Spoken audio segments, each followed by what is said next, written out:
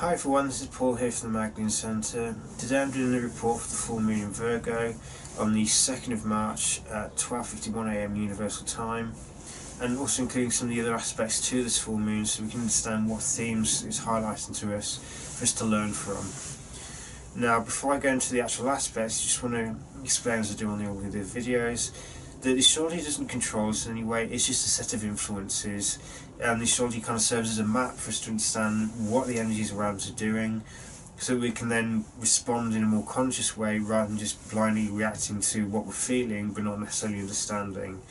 Because if we know what's going on, we can then choose how we respond to things because we're aware of the bigger picture and can adjust our actions accordingly. Now, in terms of the full moon in Virgo, we're dealing with the sun in Pisces and the moon in Virgo, because the new and full moons are named after the sign the moon is in. Now, the sun's in a month-long transit of Pisces, and it's a time of closure or wrapping up the old and dealing with any unfinished business from the current astrological cycle so that we have space for the next one.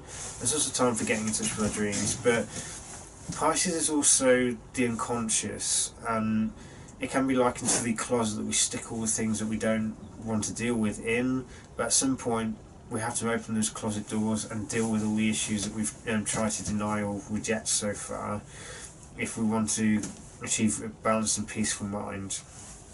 So with the sun going through Pisces, it's a time for facing unfinished business and letting it go, dredging up issues from the unconscious mind and releasing them so that we achieve greater degrees of healing and freedom, and it opens up or creates space within us ready for new beginnings to form without being sabotaged or hijacked by old and resolved issues. So it's important that we spend time in stillness around this time to identify what issues have we not resolved yet and what do we need to face in order to release old patterns, old addictions or old attachments that hijack us. But with the sun going through Pisces, this is also a time where we may be pulled in by illusion, or we may be more tempted to engage in the shadow side of Pisces, which is the addictive tendency. So these are the behaviours we use as a substitute for meditation, for trying to achieve those altered states of consciousness. So this could be excessive sleeping, so trying to lose ourselves in our dreams. It could be drugs, it could be alcohol, it could be excessive sugar, because sugar creates this temporary shift in our consciousness, but then we get that crash afterwards, which is worse than how we felt before. So this is a potential risk with or shadow sides that some passing through Pisces can highlight. And this is where the moon in Virgo comes in to balance things out, because Virgo deals, whilst Pisces is the spiritual health and the power of the unconscious and our spiritual energy or spiritual side, Virgo is the body and mind. And when Pisces and Virgo work together in balance, we have that holistic health of body, mind and spirit. But we have to work on ourselves in order to achieve this unity. It doesn't just happen, it's something that we're each and every one of us are responsible for achieving in our own individual lives. So with the moon in Virgo, it's a reminder to stay grounded in the body, don't just go floating off into the ethers on some kind of trip or some attempt to escape the reality that we're in, our perceived harshness. Virgo reminds us to be grounded in the body, to nurture the body and mind through a healthy diet, avoiding some of the foods that undermine health, like sugar, like artificial foods or modified foods. So it's dealing with eating things that are natural, that are healthy for us and bring us the necessary nutrients in order to nurture the body. And Virgo also deals with the mind, so this is about dealing with stress and learning to control our thought patterns, control our stress levels so that the mind isn't going off on tangents, it's not uncontrolled, it's not sabotaging our efforts, and we're not ending up criticising ourselves, engaging in self-criticism. We're staying balanced and humble. But it's also Pisces deals with things like compassion, empathy, and psychic sensitivity, and it's very receptive to pain in ourselves and pain in others. And it's very good at feeling compassion, but it's one thing to feel compassion, it's quite another to act on it.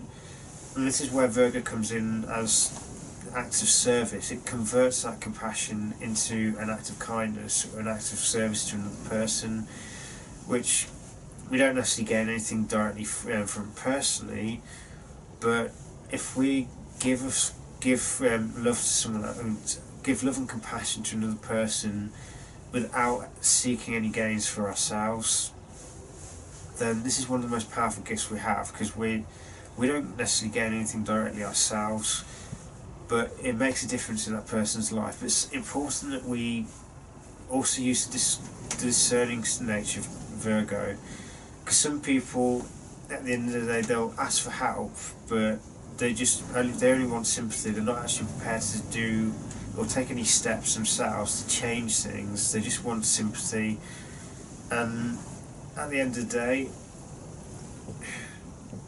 we don't want to be wasting time or our energy if someone's not actually interested in changing things for themselves. They're only looking for ways to get sympathy off other people. So this is where Virgo's discernment says you can't help everyone, so save your energies for the people who actually want help and are prepared to take the actions or make changes in their lives that will help them to heal, that will help them to get out of the situation that they're in.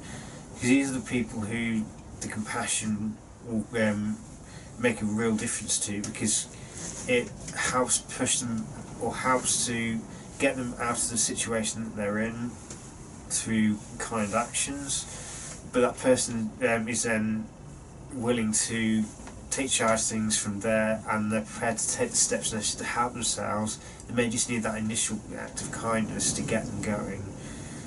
So it's using the full moon in Virgo reminds us to be discerning and only use our energy on people who actually want to change, who want to heal and want to get out of the situation they're in. They're not just coming to us seeking attention or seeking pity, but don't want to change things. Now, in terms of other aspects, we have Neptune in a fairly close conjunction with the Sun, and Neptune is the ruler of Pisces, so this brings a focus on, with it being in conjunction to the Sun, we're looking at incorporating greater psychic sensitivity, empathy and compassion into our sense of who we are, and it's dissolving the boundaries of the ego, it's dissolving our egoic sense of self and releasing all the conditioning attached to that, so that when we move into the next astrological cycle, the ego, which is a part of us that deals with taking action and making things happen, is aligned with a new set of ideals. It's the Sun Neptune conjunction is a bit like a new moon. It's an opportunity for us to set new intentions in terms of incorporating greater degrees of patience, compassion, empathy and psychic sensitivity into our sense of who we are. So we use our gifts to become a key part of our lives. We're not just reaching out for them occasionally, we're actually using them on a regular basis. But it's also incorporating that, or using that psychic sensitivity to identify what is the best action. It's connecting with our intuition, whilst the moon in Virgo, opposite the Neptune at this point, is also saying bring the logic and the intuition together. Don't treat them as two separate things that they're used in different circumstances. It's the full moon in Virgo is effectively saying we need to remember to use both intuition and logic and reason. We haven't spent the past 400 odd years developing the gift of logic and rational thinking in order for us to just throw it away. So it's important that we balance out the intuition and psychic impressions with logic and reason, so we don't just end up engaging in a fantasy. We use logic to figure out, okay, what can we realistically do, what practical steps can be done to make something happen. We're not just sitting around in a dream world. Now the ruler of the full moon Mercury is also in Pisces, and this is a time where the rational mind is effectively going through a period of recognising that we don't know everything. It's impossible for us to know everything because the world around us is infinite. The reality around us is full of an infinite number of potentials, but living in the 3D reality has its limitations. It's physical reality, and this is where we have to be practical and discern as to what reality we create. We don't just think that we can create anything we want. We need to be practical and discerning as to what vision we need to be creating.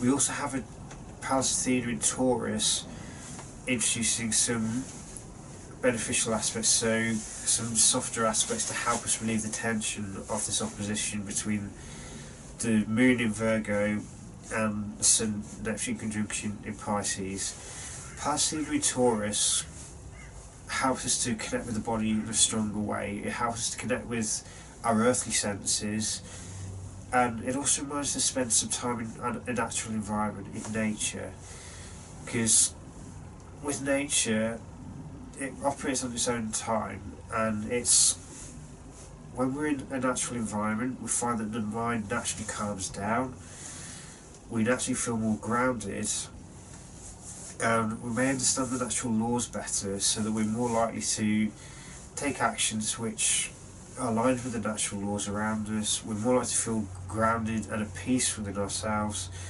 and natural environments seem to have that effect of uplifting us, of calming us down and helping us to move beyond our normal day-to-day stressing and straining.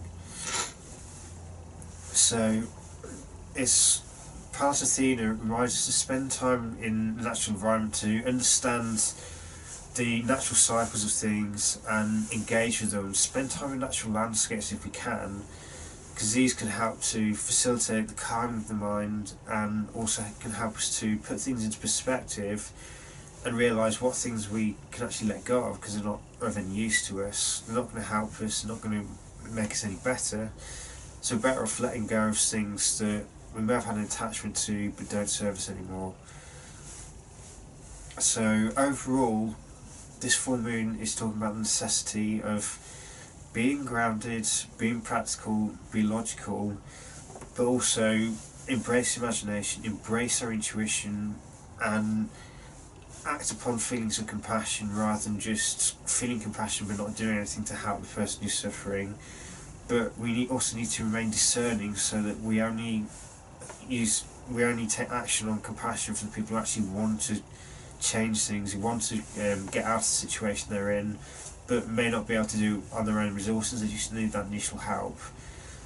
So the full moon in Virgo reminds us to be discerning, to not be pulled into illusions, and to remain grounded in order for us to keep our health strong, so that we don't undermine our physical and mental health, and we don't get sucked into illusions or don't get drawn into escapist behaviour that won't help us in any way.